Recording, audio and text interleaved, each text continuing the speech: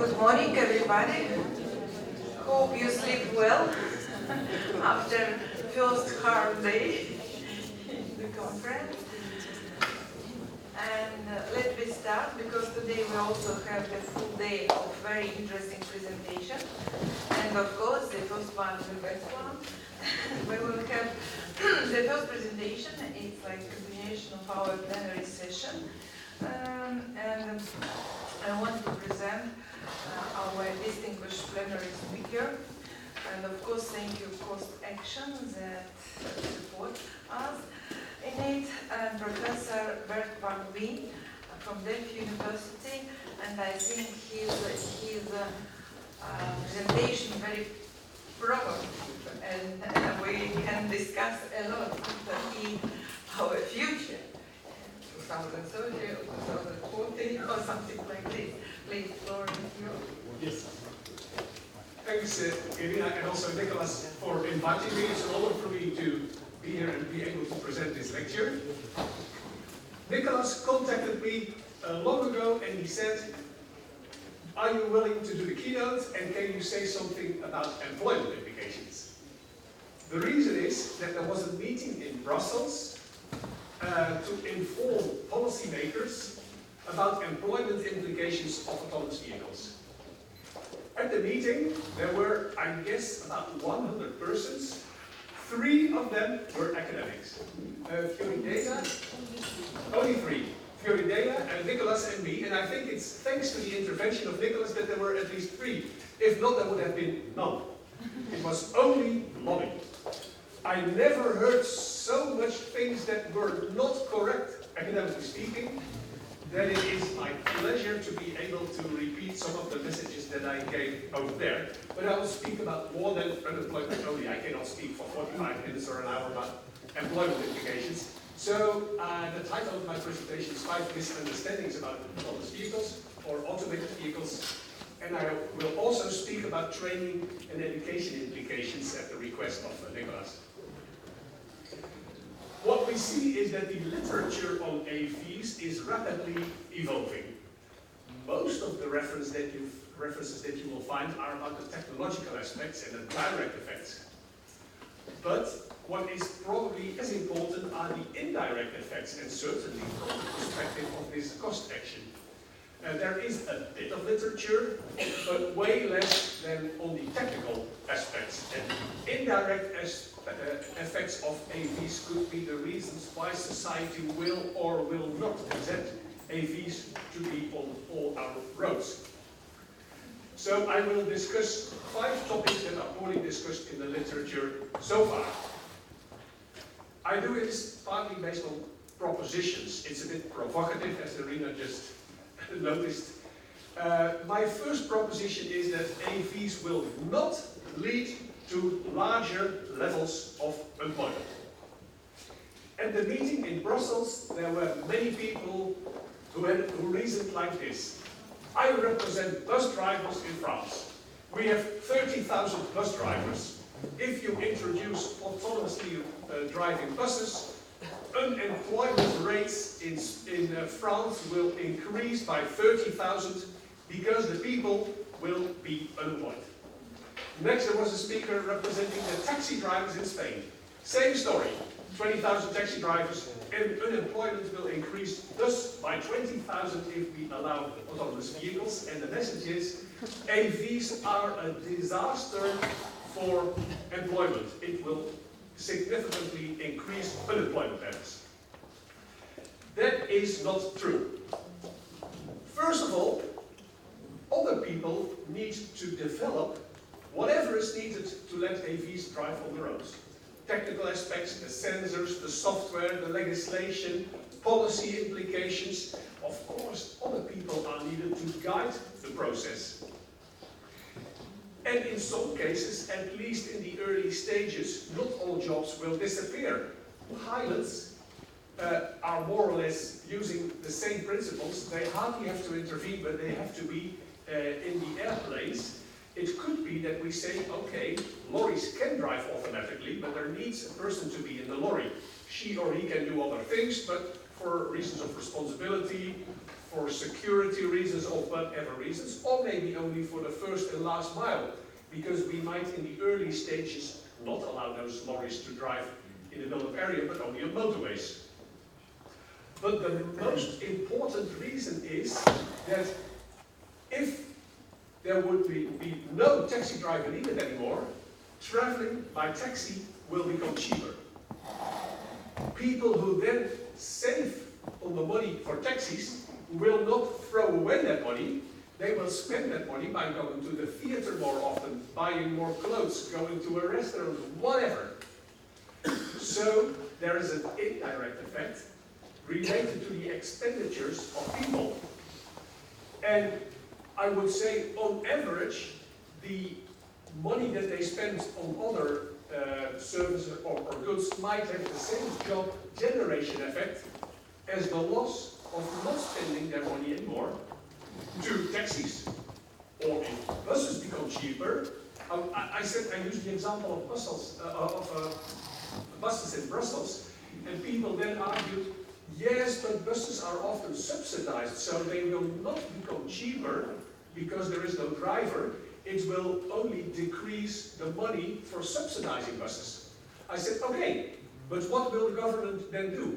They will either reduce taxes so that people have more money to spend on other things, or they will allocate the same money to other things. They might buy more roads, or subsidize education more, or whatever. And that will also generate jobs. I do not see any reason why the alternatives for spending of either the government or consumers will generate fewer jobs per euro than if they spend the money on buses, on taxis, or whatever.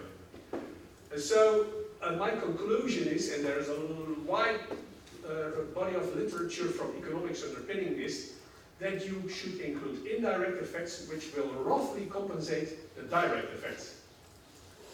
But there's a lot of misunderstanding. 2 examples. Maybe about 15 or so years ago, a Dutch government fell because of the debate of whether or not to increase the levies on diesel fuel by 8 cents. After the full debate and everything was decided, no increase in the levies of fuels, I had a brief chat with the spokesman for transport of the Social Democrats in the Netherlands. I had contact with him regularly. Anyway, so I asked him, why did you make such a big problem of raising the taxes by 8 cents? He said, the margins, the profits of the transport companies are very, very, very small. Some of them hardly make any profit at all or even lose money. I spoke with them and they said, if you increase the levies on diesel, most companies will go bankrupt. He said, I don't want to be responsible for half of the truck drivers to become unemployed because of an increase in the levies of diesel. So I asked him, what do you think if we would do it? Would we then consume only half of the calories because no truck drivers will bring goods to the supermarkets? It stayed silent for a while, and then he said, shit, you're right. I fell in the trap of the lobby groups. Then he realized what would happen if the diesel prices would go up. Maybe a few companies will go bankrupt, others will take over, become more profitable, and we will transport the same goods, almost at the same level. Because the price elasticity, maybe it's jargon. If we increase the prices of diesel by 8 cents, the reduction in the volume of goods transport will be very limited. So he then realized, the lobby groups told me a story that is wrong. And he said, you're right, I should never have stopped this policy. But this is in the mindset of a lot of people. So what if, in the Netherlands we have like maybe 10 supermarket companies. If one goes bankrupt and they have 10,000 people employed, people will still buy the groceries better than other places. It will not or hardly reduce the number of jobs. Only if the new supermarkets will become a bit more efficient, then the goods will be cheaper and people will spend money on other goods or services. Don't think that the lobby groups who say that unemployment will rapidly increase after AVs are introduced is correct. If that would be true, why is unemployment not way higher than it currently is in most countries? I think more than half of the jobs that we had 50 years ago do not exist anymore, or the same jobs are 10 times more productive. If you nowadays produce a screen like that, the employer will maybe produce 10,000 screens per year, and 50 years ago it was only 1,000. So it has become rapidly more productive. There are still people producing screens or tellies or refrigerators or whatever, but way more efficiently. So the number of jobs in that category significantly decreased, and the unemployment levels did not dramatically go up, especially not in the long term. The same applies to agriculture, a lot of manufacturing. Jobs change, and sure, if you're a taxi driver and you're 62 years old and you're not needed anymore, you don't like it, I fully understand. I would also hate it to be unemployed for the final couple of years of my working career. But if that would be a reason to not allow AVs, and we would apply the same line of reasoning throughout the economy, we would still live in the Stone Age or whatever. This is part of the dynamics in society, I think. Second misunderstanding. Congestion on motorways will only limitedly be reduced because of AVs. The early estimates were very optimistic. What was the line of reasoning? The line of reasoning is that, well, the first generation of AVs will probably have headways longer than current vehicles because the people programming the sensors play safe and take a margin of maybe 2 seconds where we drive 1.5 seconds behind the car in front of us. But in the longer run, the systems will learn, and we will have headways which are shorter, and then the capacity will increase, and if capacity increases, you have lower levels of congestion. I have seen estimates suggesting that the level of congestion might increase by 50% or maybe almost up to 100% if AVs would be introduced on motorways on a large scale. That line of reasoning is not necessarily wrong, but way too limited. The network is not about single segments. It might work on a long stretch of tens of kilometers where there are no places to leave the motorway, to enter the motorway, no junctions, nothing else than just a long stretch of asphalt, like maybe in the outback in Australia. Then they are right, but there is enough capacity in the outback of Australia, so you don't need AVs for that reason. But networks are way more complicated. And the problem is often not in the long stretches. The problems are generally the places where motorways come together, when you leave the motorway, when you enter the motorway, and where traffic is merging. And under such conditions, the increase in capacity is way lower. So you should primarily look at the capacity at bottlenecks, and not the average motorway, and certainly not only in long stretches. Another reason why people are too optimistic is that if congestion will disappear, it will become more attractive to go back to the rush hours. I know now people who leave at 6 in the morning because at 7 there is congestion. If it would largely disappear, a lot of people would go back to the rush hours. Or people who currently travel by train to avoid congestion might go back to travel by car. Or people who travel by car anyway might travel over longer distances because of AVs. Because they can sleep in their car and then wake up when they are at their office, or whatever reasons. So it will also generate probably more kilometers if congestion would disappear and we would have AVs on a large scale. Those effects should also be included in the equations if you want to know the overall effects of AVs on congestion. The more recent studies that I have seen, and especially those that I think have a high level of conceptual rigor, are way less optimistic than the earlier studies. Which, by the way, is an important message that I'll come back to later. We really need to conceptually understand what's going on. If you exclude indirect effects, you're often overly optimistic about changes due to, in this case, the new technology being AVs.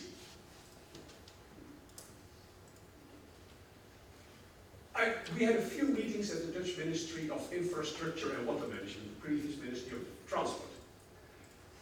I said about the same, and others have said about the same. And then the people at the ministry were really disappointed, because they hoped that AVs would solve congestion. And they said, if it doesn't solve congestion, why would we support it anyway? My answer was, because the same level of congestion hurts less. So even if congestion levels would be 100% stable after introducing AVs, people will be willing to pay less money for a reduction in congestion. Because you can do whatever you want in your car. You can WhatsApp, you can Skype, you can sleep, read the newspaper, or whatever. So the societal problem of congestion will go down because people will appreciate being in a car more if it is a self-driving car compared to a car where you have to drive. And of course it doesn't apply to all of us. Some people like driving and they hate congestion.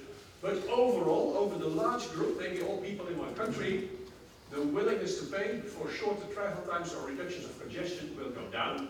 So the quantitative problem of congestion expressed in euros will definitely decrease because of AVs. I would not be surprised if the fact that the same level of congestion hurts less is more important for the cost of congestion than the reduction in travel times.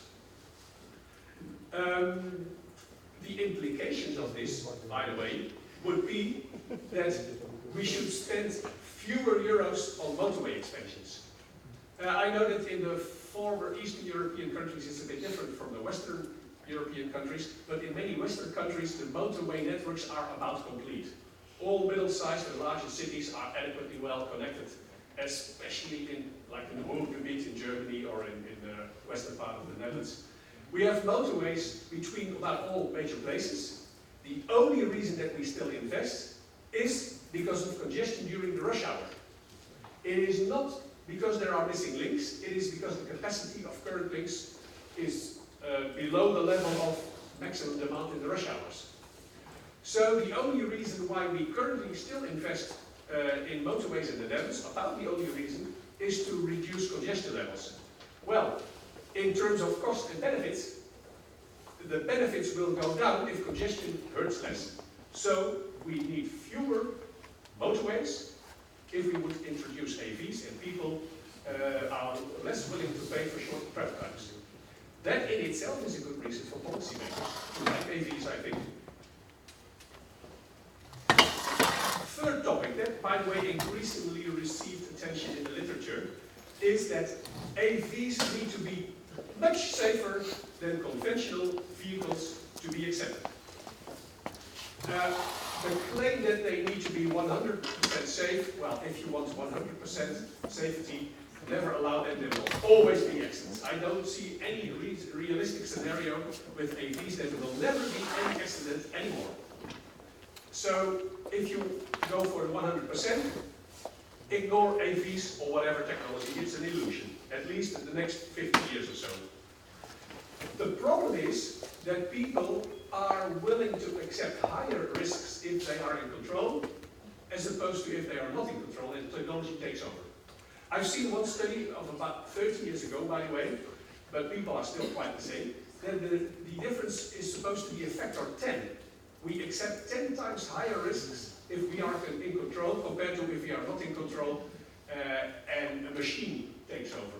That is probably also one of the reasons why some people have fear for flying, even if you can show statistically that it is safer to fly from Riga to Barcelona than to drive, or whatever long distance.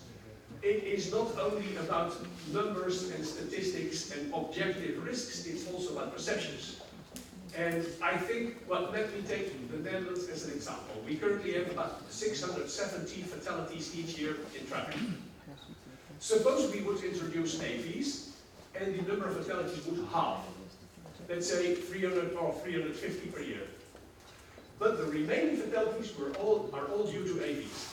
Then about every day on average, there's a message in the newspaper, child killed by an autonomously driving bus or lorry, or a mother and a child killed while cycling by an autonomously driving car. Every day, people will not accept this. So AVs need to be much safer than the current level of safety. Which, by the way, is, I think, a big moral dilemma. What would I do if I were a policymaker and I could choose between two technologies? One reduces the number of fatalities by 50%, but people don't accept it. And the other is current technology, twice as many fatalities, but less of a problem to implement. It's a moral dilemma, because you could have saved many lives by allowing the technology to grow. So, what to choose? Should you be democratic and people don't want it, you should not do it. If you would force people to accept the technology, which is very difficult in a democracy, you could have saved many lives. So, I don't know the right answer, but these are the things that we need to worry about, also in the cost action. Another topic. I think that many cities will not accept AVs to be omnipresent. Suppose we would have AVs and they were all electric and shared, so no CO2 emissions, no noise, even no accidents anymore. I don't think it will be true, but for the sake of the thought experiment. Would we then accept those vehicles to be present on all streets? I think definitely not. Especially not in Western European countries, but also, well, here in Riga I've seen nice squares without any vehicles. Do we want those squares to be flooded by AVs? I don't think we will not. If more people would substitute traveling by public transport or walking or cycling by traveling by AVs, and it would increase the pressure on the full transport system, people will not like this. Regardless of CO2 or whatever, the mere fact that the streets are crowded by cars, parked, at least driving maybe parked cars, will not be acceptable for many people, and maybe not directly, but in the long run, policymakers will implement regulations, as a result of which we will allow fewer AVs on the road. I know people in the Netherlands who really fear that AVs will be the death of the rail system, because many people might switch from the train to AVs. I said, don't worry, look at the origins and the destinations of the current people who predominantly use the train.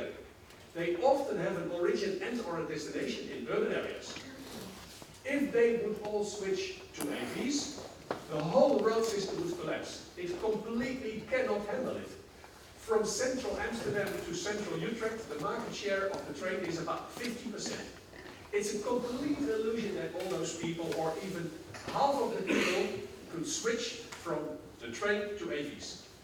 There is not enough capacity, it will be high congestion levels, people will not accept it, there will be policy responses, and people might not even like to switch from a train to an AV that is continuously stuck in congestion, even if they can work, sleep, or WhatsApp in their car.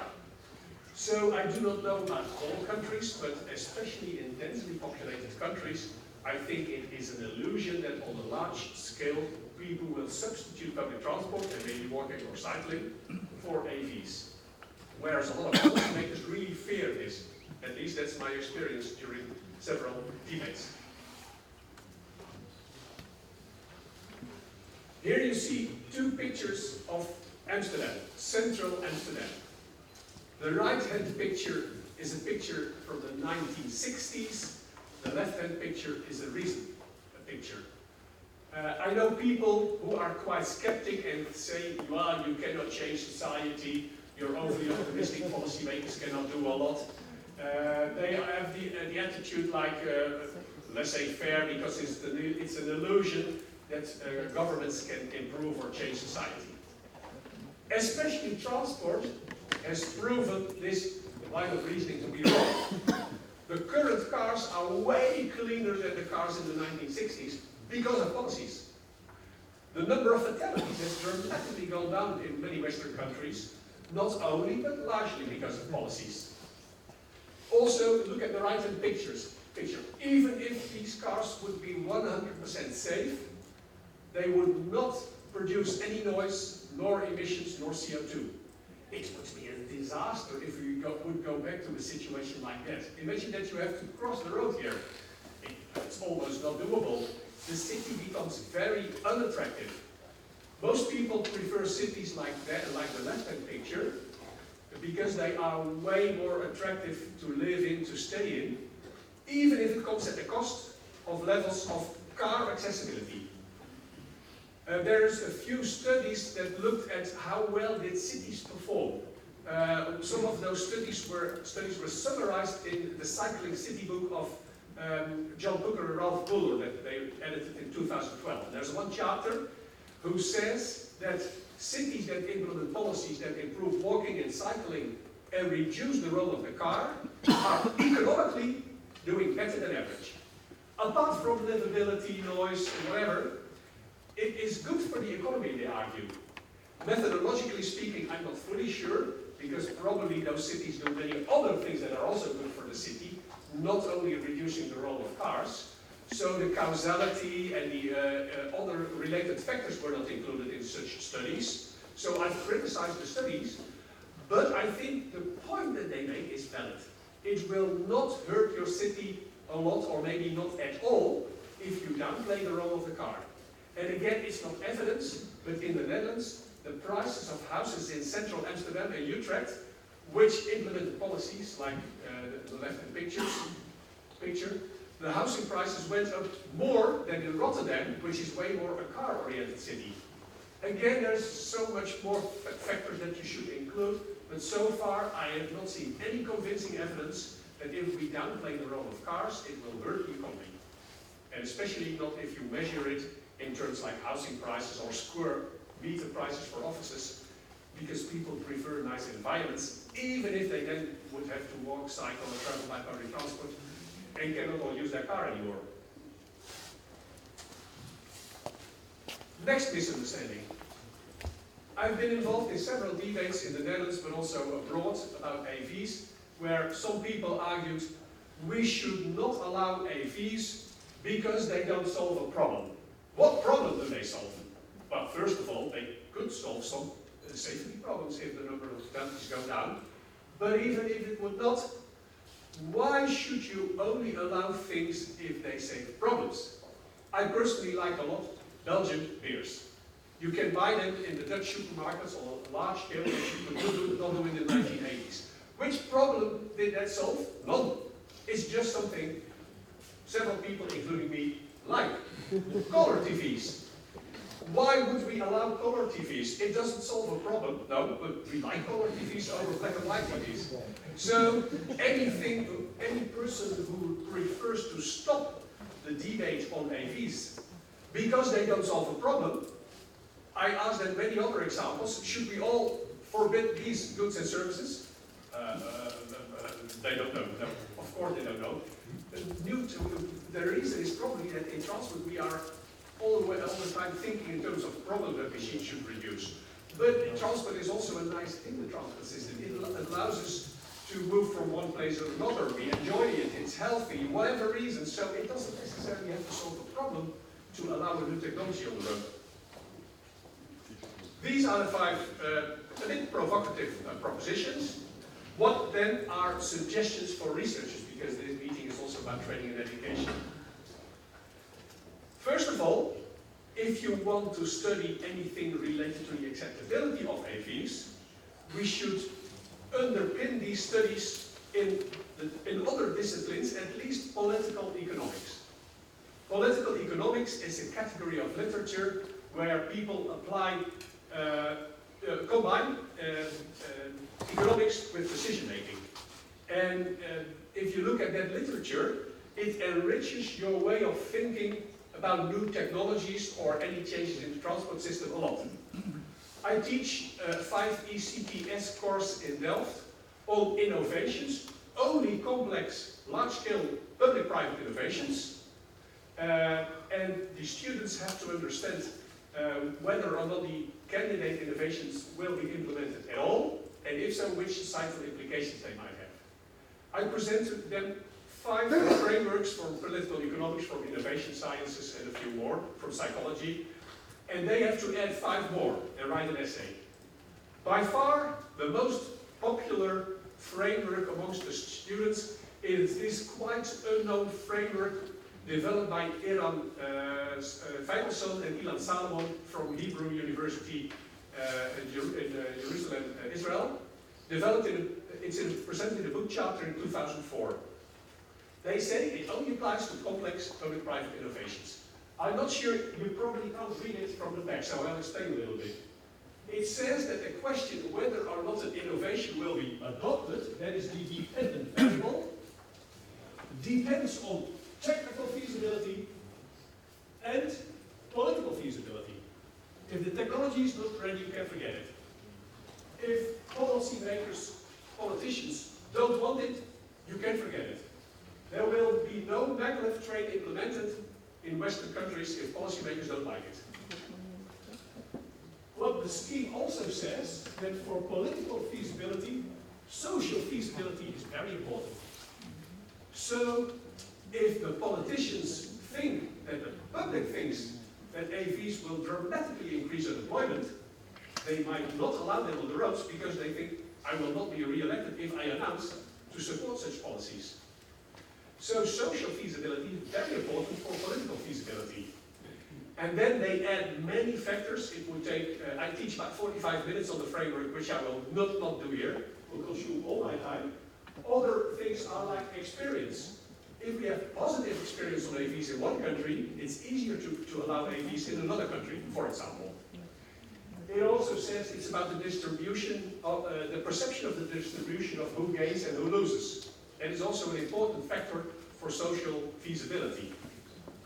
And it has many more factors that I will not further dig into, but my message is, If you want to understand acceptability, think about what we can learn from other disciplines, including political economics, and their frameworks will prove very helpful. You can very easily put anything related to AVs in a framework like this. Then, several of us are researchers. What do we often do if there's a new technology? We study, after introducing the first versions on the market, we study what happens in real life. We prefer real life, real world implementations over theoretical exercises, which is quite logical. What often goes wrong is that the researchers do not realize that the first people adopting an innovation might be different from the larger audience. Some of you might be familiar with the conceptualization of the Rogers curve. There's two versions. I use one, the other is a cumulative version. What it expresses is that you have at the left-hand side what he calls the innovators, the first maybe 2 or 3% of the people buying a new product or service, then the early adopters, the early majority, the late majority, and finally those people who still don't have a smartphone but might buy one in the next 5 years or so. The laggards. Only few studies have addressed differences between those categories. In the Netherlands, I was responsible for 2 inter-university programs on electrical vehicles, and in one of the studies, Groningen University studied the characteristics of the early adopters of electric vehicles. And they found that the early adopters thought more positively about their electric vehicle because of the inconveniences related to the shorter range and the higher price. Because of that, they could show to other people, I really like the environment, or I'm really a high-tech person, because I buy an EV, electric vehicle, even though it's more expensive and it has disadvantages. So for them, the disadvantages are an advantage. It doesn't mean that if you would find such a result, that it still applies to all of us if we would all have electric vehicles. Of course, this is an extreme example, but the message is, be careful with upscaling results from early adopters to the wider public. The same will happen with AVs if we allow them on the road. Suppose we allow AVs on the roads in a few countries. Who are the people who will buy and use them? Probably people with a very high value of time who think I can use my time productively. Suppose they would all start working in their AV. Doesn't mean it applies to all of us if we would only have AVs. Very likely not. So be careful even after we allow AVs on the roads, like in some US cities. Don't think you can, per definition, use the results of the early adopters for the wider society. I once saw a study in the late 1980s on anti-brake lock systems, ABS. It's quite common on almost all new cars, maybe on all new cars, I don't know. ABS reduces the number of meters that you need to stop your vehicle. All people said, this is very good for safety, because we will have fewer accidents. The very first generation in Germany resulted in people who use those ABS systems to be more than average involved in accidents. Why would that be? I think because of the specific characteristics of those people. It were people with fast cars, I don't know exactly, maybe Porsche, BMW, Mercedes, expensive cars, who like to drive very fast anyway. Why then otherwise buy a so much more expensive ABS car? They might even be more than average involved in accidents without ABS. So there is a self-selection effect related to where you are on the Rogers curve. If policymakers then would have said, okay, ABS, more fatalities, we will forbid them, we would have made the wrong decision. I even saw heard the example that people in Germany who did not like the police to stop them, who had an ABS car, pushed the pedal and the police collapsed on the car because the police did not have ABS, just to annoy them. Well, if that are, of course it doesn't apply to all the early adopters, but it is an indication for the fact that it's probably not the average person who is the first to buy a new technology. I've already said the example in that. Related to that, I think researchers should be aware of what we call self-selection effects. And there are multiple definitions. I define self-selection as selection within what we call homogeneous groups of people. So people with a certain age, income, gender, household structure, whatever, all those variables that you include and can measure anyway. Within those groups, there are people who like new technology or not, who like to drive fast or not. So you should be aware of the fact that self-selection very easily can occur amongst the early adopters of new technology. If you do not include that, your conclusions could be flawed. The next recommendation for researchers. Yesterday in Working Group 2 we had an excellent debate on social implications and about the value of time. How useful is the value of time change after AVs are introduced to forecast behavior and to evaluate the pros and cons of AVs. I'm not going to summarize the debate, but what I liked was the conceptual rigor of the debate. At first phase, you might think, okay, AVs will reduce the willingness to pay for shorter travel times. We put that in the equations of a conventional model. We apply all values of times with a factor of 0.7 or whatever. And then we can use the same models and we can forecast what will happen if we introduce AVs. That is too simplistic. Such a line of reasoning is good for a very first exploration, but it is not representative for all the effects. For example, you should also include scheduling problems. If you have to be at home at 7 for dinner, AVs will not solve the problem that if you leave at 6 and it's an hour and a half driving, that you are too late. Even if you can use your time even better than at home. Just to give one example. So I think if we study the implications of AVs for decision making of people, for policymakers, for evaluation purposes, we should first really think through conceptually what might change if we implement that policy. And only after we have a high level of conceptual rigor, we are able to come with nice forecasts. And I think the congestion level forecast that I said a while ago is a nice example. If you only think in terms of headways, one arrow, AVs, headways, capacity, congestion, a linear way of thinking, your estimates will be flawed. If you realize that then the generalized travel cost will go down and people will travel more frequently, whatever, might even change routes for comfort reasons. If you do not include that, you will be too optimistic.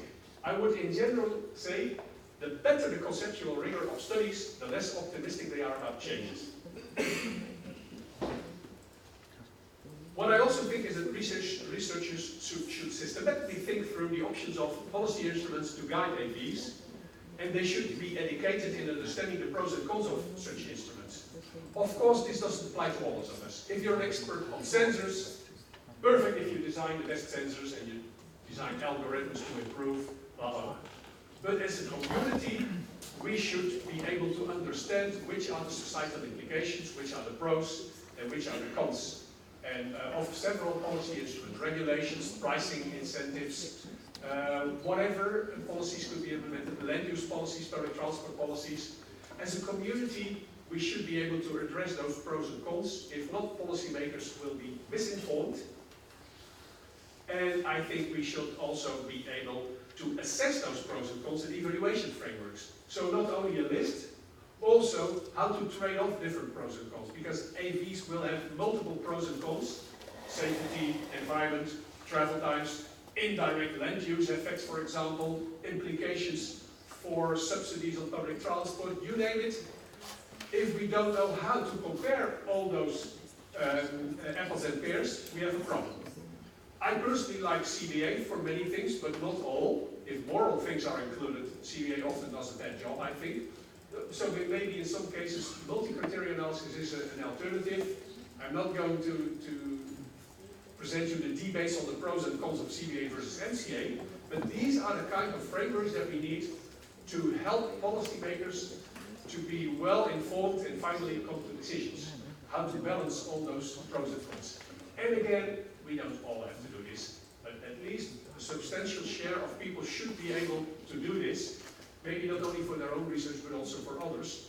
And this is the kind of information that policymakers need to be well informed. By the way, I'm not too optimistic that policymakers use all that information anyway.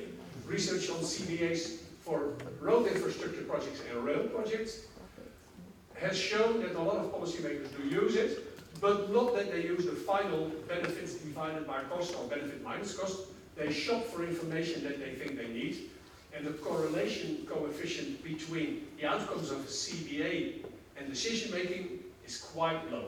And in Norway, I think it was even completely absent because they are too rich because of the oil revenues, and they think they should invest for future generations. But in most countries, the correlations are quite weak. So on the one hand, I think yes, we should study the pros and cons, present the results of CBA or MCA, but don't think that policymakers will one-to-one base their decisions on what we study. Maybe the fact that they read a dramatic story about a child being hit by an AV has more impact on their position than a big report presenting a cost-benefit analysis. So yes, we should do our best, but it is no guarantee that policymakers will do what we want, and which is okay. We are only researchers, and we don't have to include what the people who vote think about things. So I think it's perfectly fine. I think we have 10 minutes for Q&A. Yeah, thanks.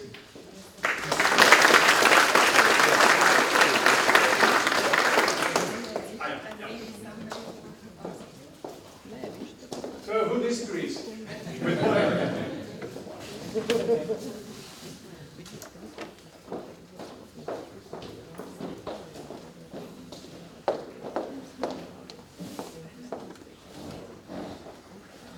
Good morning, and thank you for your presentation. It was a very good and interesting one.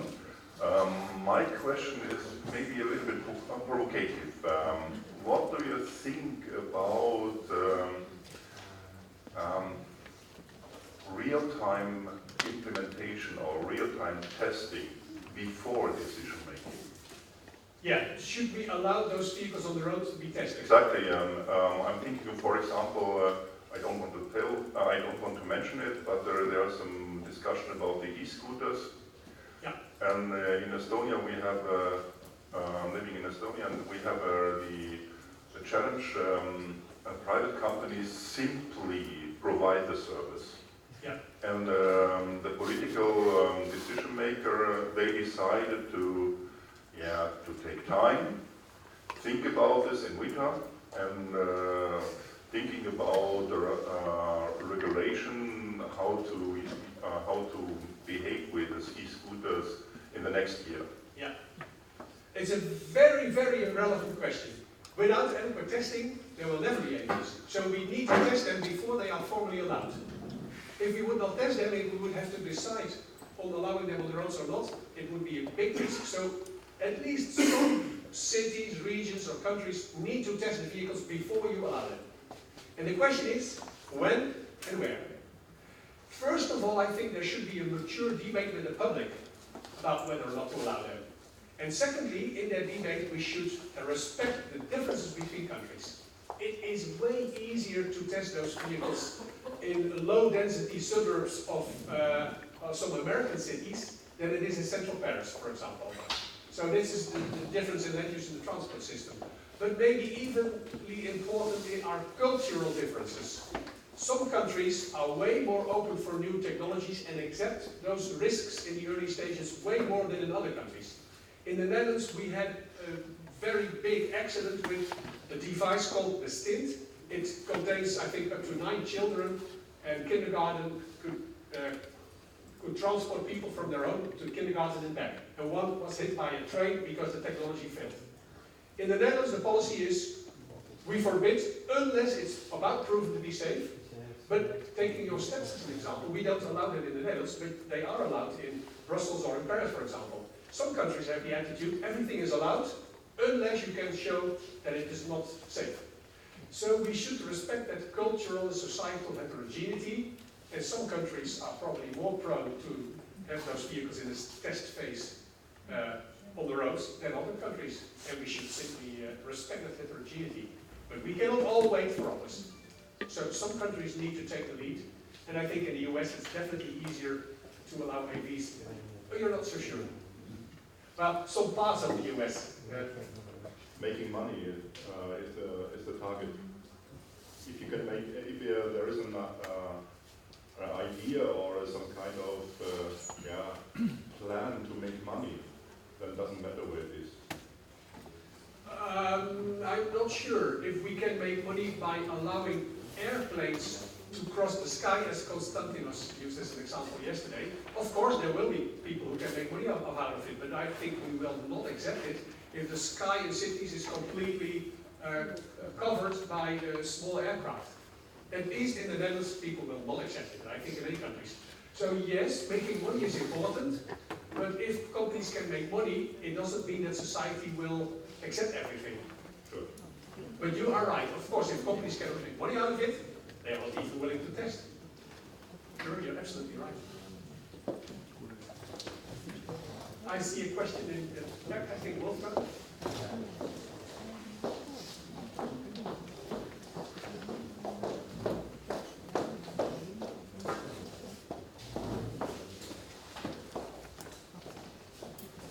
Hi, good morning. Actually, it's more another research field I also see for young researchers. Coming from data collection to decision making. Data collection is a topic which is discussed at the moment. If all these private service providers should provide the data to public authorities, etc. We know cities which are flooded actually by data, but they don't have the analysis or the methodologies to come to decision making. How do you see this? First of all, it is which data are available for whom.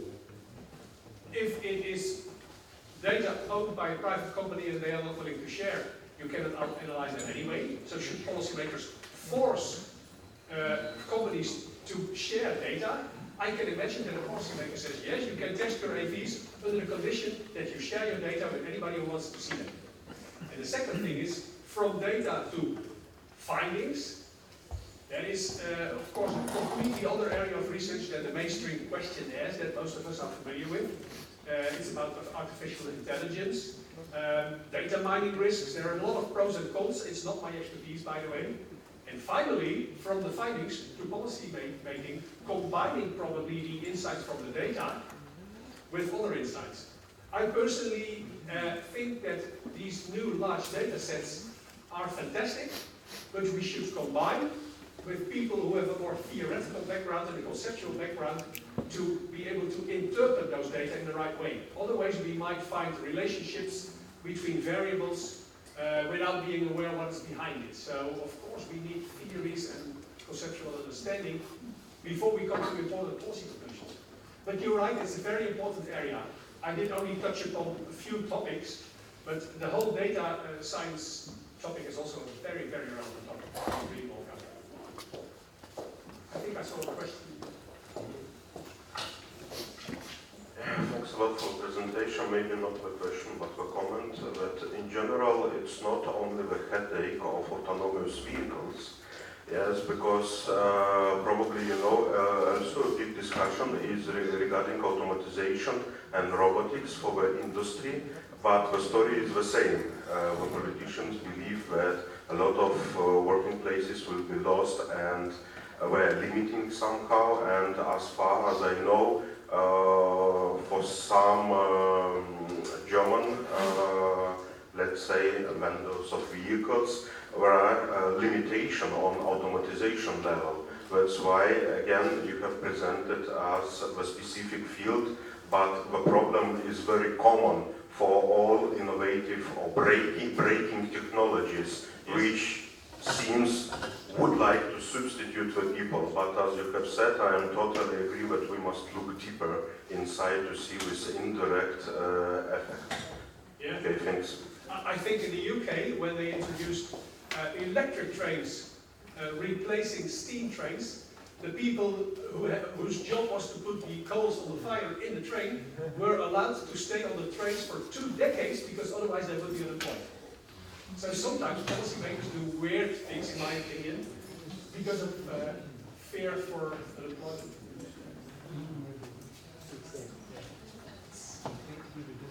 What do you think, who is more dangerous, drunk driver or not good Truck driver? No. Drunk driver or automated vehicle? In the long run, I think AVs will be way safer than drivers. Yeah. And especially because you should, what some people did wrong, I think, is that they use the average driver.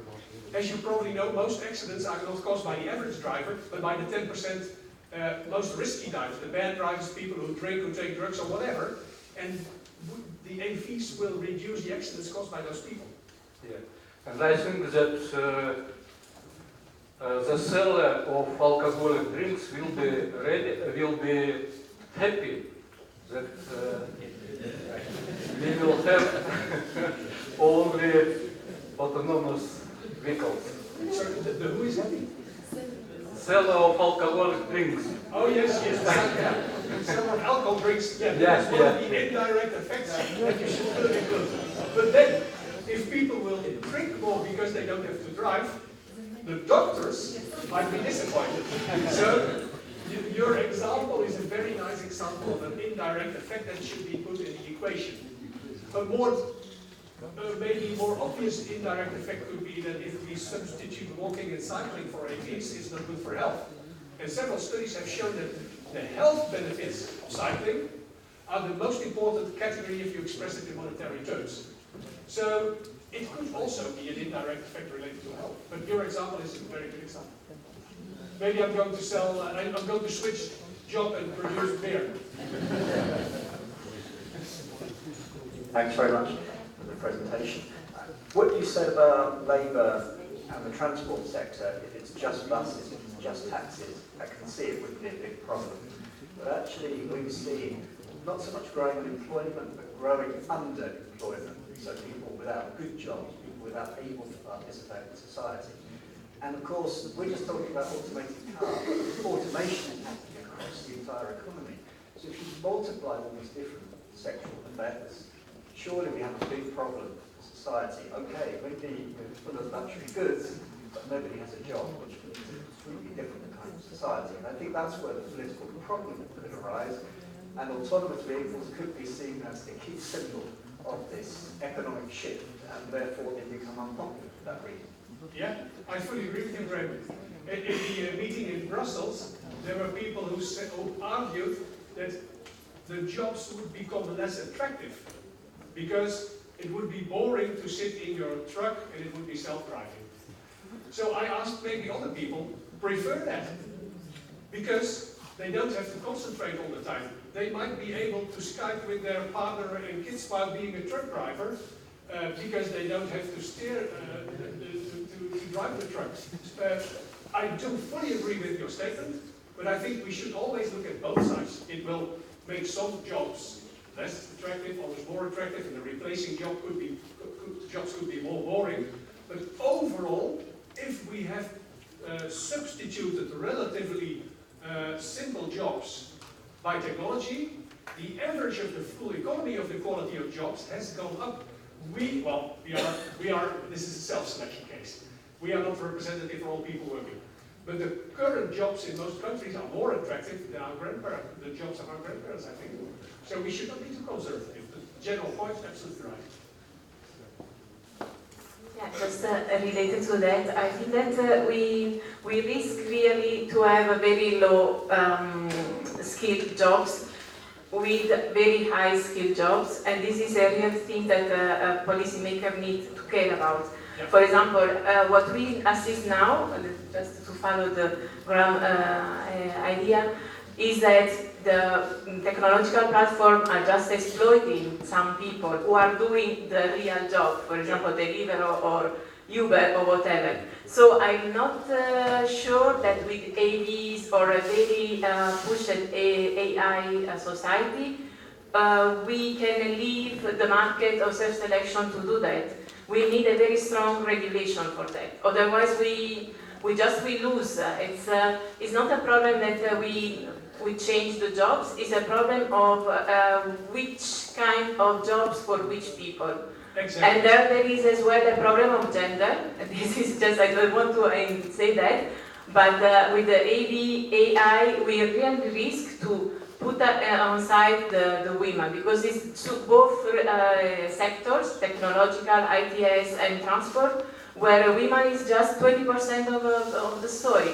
And I'm not sure that that is a very attention to this kind of people. That we are the half of population. It's not just a group or whatever, and as well low skilled and so on. So this is a real problem. You're right, we should look at all those variables, including gender. By the way, in the Netherlands, the big problem is that because of the aging population, we need more people for any kind of healthcare, social support, etc. And in that category, women are overrepresented. Yeah, this is a problem. Yeah.